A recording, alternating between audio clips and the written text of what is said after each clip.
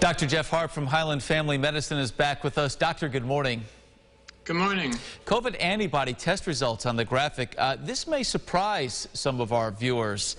Back in May, the Food and Drug Administration advising against the use of the SARS-CoV-2 antibody test results to evaluate immunity on protection from COVID-19 after vaccinations or illness, consistent with CDC guidance. There's a lot there. What's this about? Well, basically, currently authorized COVID antibody tests have not been evaluated to assess the level of immunity generated either by vaccination or disease. So a positive test result from an antibody test in a person who's not fully vaccinated doesn't mean that we know that they have good immunity. And a negative or low test from someone who's been fully immunized doesn't mean that they're not immune. So the antibody tests we have right now do not correlate with the effect of the vaccination. That is interesting. All right, but what if someone has had an antibody test done already? Should the results change their immunization schedule? No, not at all.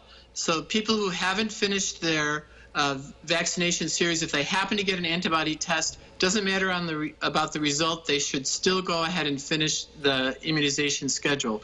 And people who finished immunization and have an antibody test done shouldn't worry about the results. We know that people who are fully immunized have protection, have protection against the illness.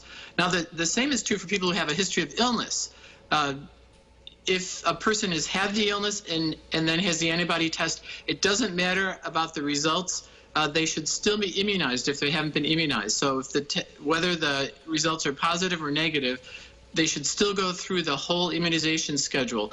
And we know that people are only fully immunized after they've received 1 or 2 doses of the vaccine, depending on what vaccine that they have. All right, based on what you're saying, what is the point of an antibody test at this point then?